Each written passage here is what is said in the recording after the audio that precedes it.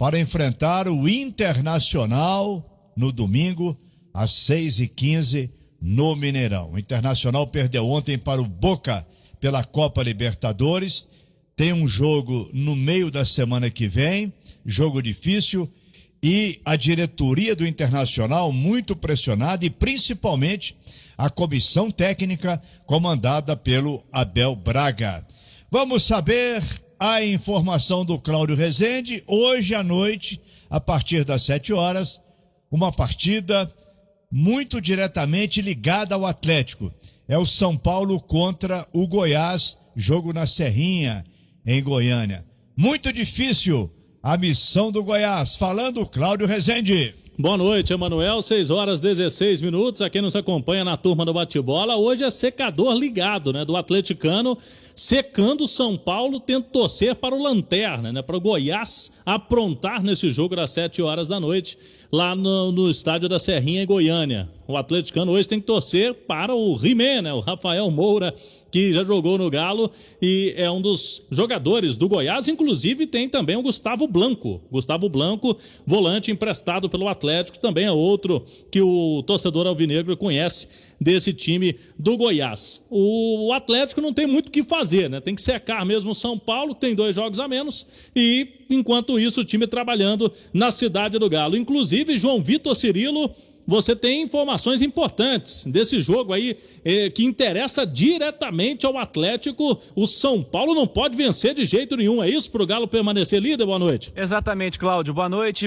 Emanuel, amigos ligados na turma do bate-bola. Esse confronto entre Goiás e São Paulo, a conta é simples, Cláudio. São Paulo vencendo, São Paulo tem 41. Se ele vence, vai a 44, assume a liderança, o Atlético tem 42, está em segundo. Se houver o empate no duelo, São Paulo vai a 42, é a mesma pontuação do Atlético, só que o Atlético tem 13 vitórias, São Paulo tem 11 nesse momento. E vale lembrar que após o jogo de hoje, o tricolor ainda vai ficar com um jogo a menos que o Atlético. O Goiás é o Lanterna, tem 16 pontos, situação bem complicada, tô até vendo, Cláudio, você destacou quanto à escalação, quanto a nomes conhecidos. Hoje o Rafael Moura está no banco de reservas, a escalação já saiu. O Gustavo Blanco é um titular. O Ariel Cabral, que passou por Minas Gerais, esteve no Cruzeiro por certo tempo, também é um titular. Goiás bastante modificado. O São Paulo com força total, uma mudança apenas na zaga. Então o tricolor para cima do Goiás e o Atlético secando, Cláudio. Muito bem. Torcedor atleticano fazendo a parte dele hoje com o secador ligado. Hoje teve treinamento pela manhã, mais uma atividade tática na cidade do Galo e também uma nova bateria de exames, testes da Covid-19. Na última bateria, essa semana, nenhum jogador do Atlético infectado. Então, há uma ideia boa aí de que nesses testes de hoje também não apareçam mais casos, e aí o Sampaoli está projetando, já tem o time na cabeça para domingo. São Paulo é muito imprevisível quanto à escalação do time, mas podemos dizer que ele pode promover as voltas de 7 titulares. É isso mesmo, 7 titulares em relação ao time que venceu o Botafogo na última vez que o Galo esteve em campo no Mineirão. Everson no gol, Guga, Hever, o Guilherme Arana não pegou Covid, mas ele estava suspenso naquele jogo. Então volta também o Arana. No meio campo, ele pode escolher entre Jair e Alan. Qualquer um que voltar é reforço. Os dois estavam com a Covid. O Alan Franco e também o Eduardo Vargas. São todos jogadores aí que devem reaparecer no Atlético, no time titular, nesse fim de semana. O discurso no clube foi manchete na turma do bate-bola, não só na comissão técnica, na diretoria, no grupo de jogadores do Atlético. É o seguinte, que esse momento conturbado que vive o Internacional, adversário de domingo, tanto na parte política, tem eleições por lá, tá fervendo a questão política no Internacional, e também dentro de campo, né? O time mal, tanto no Campeonato Brasileiro, caindo pelas tabelas, quanto também essa derrota para o Boca Juniors se complicou muito para o Inter. Vai ter que vencer na Bomboneira na semana que vem por pelo menos 1-0 para levar para os pênaltis, para manter vivo na Libertadores.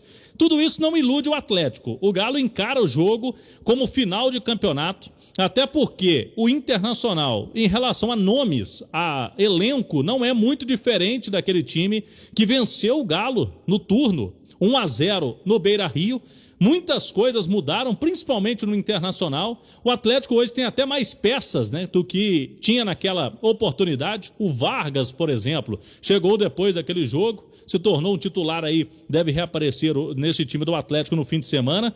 E a notícia que vem do Sul, conversei com alguns colegas que fazem a cobertura do Internacional. O time se reapresentou hoje à tarde, até porque jogou ontem à noite. E há um burburinho, por enquanto burburinho, amanhã vai se definir, mas o Inter pode poupar titulares neste fim de semana, porque está pensando nesse jogo contra o Boca. Já não tem o Edenilson, jogador importante no meio campo, está com Covid. O Rodrigo Moledo, zagueiro, está suspenso. E tem possibilidades, por exemplo, lesionados. Tem o Abel Hernandes e o Moisés. Podem poupar o Rodrigo Dourado, que é o volante, o D'Alessandro, jogador mais experiente, foi titular ontem, pode ser poupado até pela questão física, e até o Thiago Galhardo. Thiago Galhardo que vem sendo, né? Ele até caiu de produção, mas foi um grande nome do Inter quando o time esteve na liderança do Campeonato Brasileiro, tudo pensando aí no Boca Juniors. Amanhã nesse treino, o Abel Braga vai definir. O Abelão, inclusive, ele pode e deve retornar ao banco de reservas. A última vez que o Abelão esteve no banco foi no jogo contra o América, na eliminação, no Independência, nos pênaltis, pela Copa do Brasil. Depois disso, ele pegou o Covid, assim como o Sampaoli, né? E ficou fora dos últimos jogos. Como ele está sintomático e já teve 14 dias aí em isolamento, o Abelão faz um novo teste, mas deve estar à beira do gramado domingo aqui no Mineirão. Voltas dos dois técnicos, portanto, o Sampaoli com o Abel Braga. O cenário, Emanuel, é favorável ao Atlético. Eu falei aí, voltam 7 titulares. O time teve tempo para treinar, são 10 dias aí de preparação, com o Sampaoli de volta, querendo mostrar serviço, aquele jeito dele mesmo, que o Atlético precisa somar pontos em casa, e o Internacional com seus problemas de escalação, de desfalques, e com essa turbulência muito grande, o time não conseguiu vencer ainda com o Abel Braga. Além daquele jogo, né, com o América, que venceu e foi para os pênaltis, mas no Brasileirão não venceu depois que o argentino Eduardo Cudê deixou o Inter. Mas, de qualquer forma, é Galo Internacional. E no Galo ninguém quer cair nessa armadilha, pensando que vai ser jogo tranquilo, Manuel. O futebol do Rio Grande do Sul se parece muito com o futebol de Minas. Essa rivalidade Atlético e Cruzeiro, ela é Grêmio e Internacional, a dupla Grenal lá em Porto Alegre.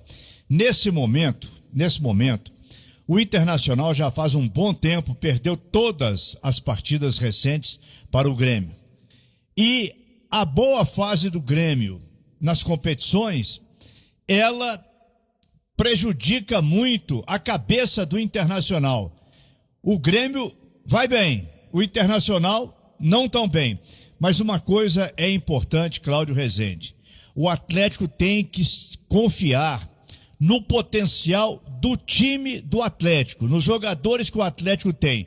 E deixar de lado essa história de que o Internacional vem meia boca, o Internacional está mutilado, o Internacional está de crista baixa. Olha, Internacional tem camisa de peso em qualquer circunstância, tem bons reservas e o Atlético se prepare para um jogo difícil domingo no Mineirão.